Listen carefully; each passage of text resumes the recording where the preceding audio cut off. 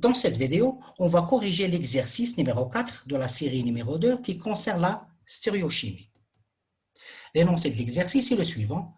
Selon la règle séquentielle de Kahn, Ingold et Prelog, quel est l'ordre de priorité des substituants suivants?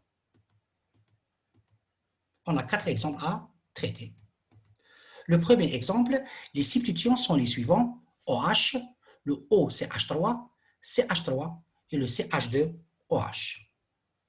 Un atome est prioritaire devant un autre atome si son numéro atomique Z est le plus grand. Rang numéro 1. Pour le substituant OH, on a un atome d'oxygène. Pour le substituant OCH3, on a un atome d'oxygène. Pour le CH3, un atome de carbone. Pour le CH2OH, on a un atome de carbone. L'oxygène a un numéro atomique Z égale à 8. Il est supérieur à celui du carbone Z égale à 6. C'est pour cela que c'est sûr que c'est soit le OH ou bien le OCH3 qui auront un ordre de priorité 1 ou 2. Et puisqu'ils sont identiques, il y a égalité, on doit voir le rang numéro 2. Lorsque deux atomes sont identiques, on applique le principe d'exploitation vers l'extérieur, à savoir rang numéro 2 ou rang numéro 3, et ainsi de suite. Pour cet atome d'oxygène, du substituant OH, il est lié à un atome d'hydrogène. Alors, pour le OCH3, l'oxygène est lié à un atome du carbone. Puisque le carbone a un numéro atomique Z égale à 6, supérieur à celui de l'hydrogène, le OCH3 est classé premier, alors que le OH est classé deuxième. Pour le CH2OH, le carbone est lié à un atome d'oxygène. Alors, pour le CH3, il y a un atome d'hydrogène.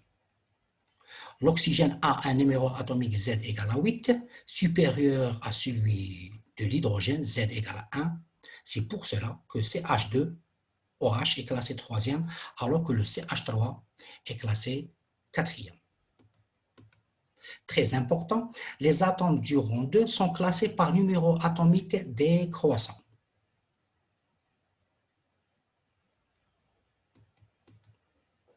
Exemple numéro 2, les substituants sont les suivants. CN, NHCH3, CH2NH2 et le dernier NH2. Pour le rang numéro 1, pour le CN, on a un atome de carbone. Azote pour le NHCH3. Carbone pour le CH2NH2. Azote pour le NH2. L'atome d'azote a un numéro atomique Z égale à 7. Il est supérieur à celui du carbone, Z égale à 6. Donc, c'est sûr que c'est soit le NHCH3 ou bien le NH2 auront un ordre de priorité 1 et 2. Et puisqu'il y a égalité, on doit voir le rang numéro 2. Pour le N du substituant NHCH3, il est lié avec un atome de carbone et atome d'hydrogène. Alors pour le NH2, il est lié à deux atomes d'hydrogène. On compare le premier avec le premier. Z pour le C égale à 6 et 1 pour le H. C'est pour cela que le NHCH3 est classé premier alors que le NH2 est classé deuxième. Pour le substituant CN, il est lié avec un atome d'azote alors que pour le CH2NH2, il est lié aussi avec un atome d'azote. Égalité. Il faut voir l'atome numéro 2 et numéro 3. On compare le premier avec premier. c'est égalité, deuxième avec deuxième, si encore égalité, troisième avec troisième. Le C est lié avec deux atomes d'hydrogène pour le CHNH2, alors que pour le substituant CN, il est lié avec deux atomes répliques d'azote. Parce que le CN, le carbone, est lié avec une triple liaison avec l'atome d'azote, c'est une liaison multiple. Elle est traitée autant de liaisons simples, ce qui amène à créer des atomes appelés répliques. Des atomes répliques. Les répliques sont notées entre parenthèses, mais cela ne joue aucun rôle dans les règles de priorité. On compare le premier avec le premier, égalité. Le deuxième avec le deuxième, il n'y a pas d'égalité. L'azote a un numéro atomique Z égale à 7, alors que le H égale à 1. C'est pour cela le CN est classé troisième, alors que le CH2NH2 est classé quatrième. L'exemple numéro 3, les substituants sont les suivants. Le premier est une fonction carboxylique. Le deuxième est une fonction cétone. Le troisième est une fonction aldéhyde, alors que le CONH2 est une fonction amide. Le rang numéro 1, carbone pour le premier substituant, aussi carbone pour le deuxième substituant, carbone pour le troisième substituant, carbone pour le dernier substituant. Égalité, donc il faut voir le rang numéro 2. Pour le rang numéro 2, on a un oxygène et on a un atome réplique d'oxygène dû à la présence de la double liaison. Et on a aussi un atome d'oxygène. Pour le deuxième substituant, on a un atome d'oxygène, atome réplique d'oxygène dû à la présence de la double liaison et un atome de carbone. Pour le troisième substituant, oxygène, atome réplique d'oxygène dû à la présence de la double liaison et atome d'hydrogène. Pour le dernier, oxygène,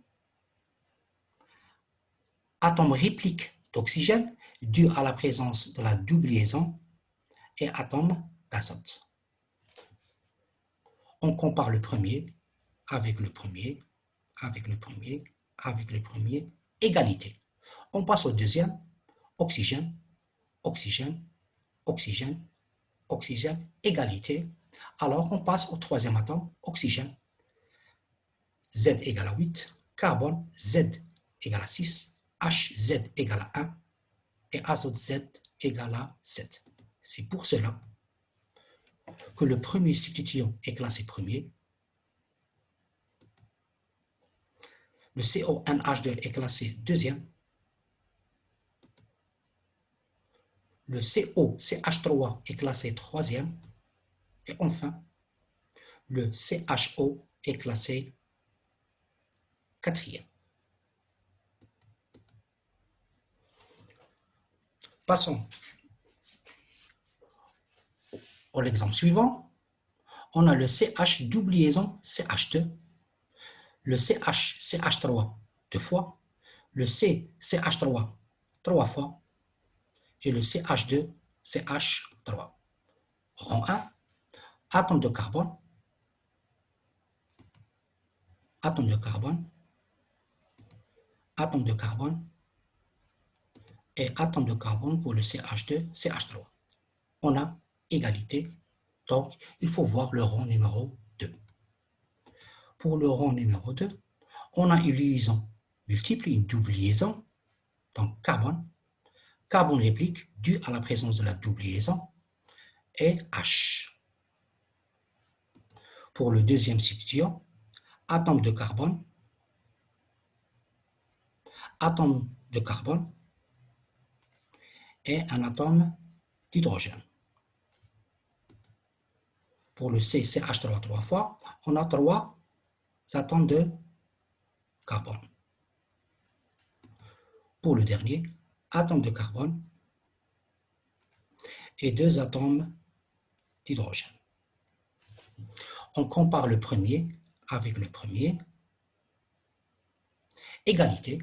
On passe au deuxième atome, carbone, carbone, carbone, hydrogène.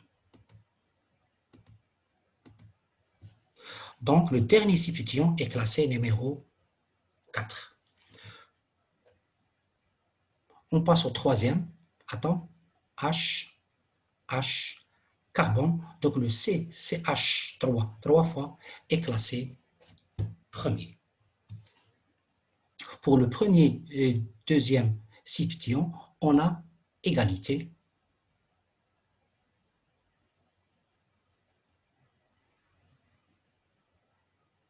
Donc, il faut voir le rang numéro 3.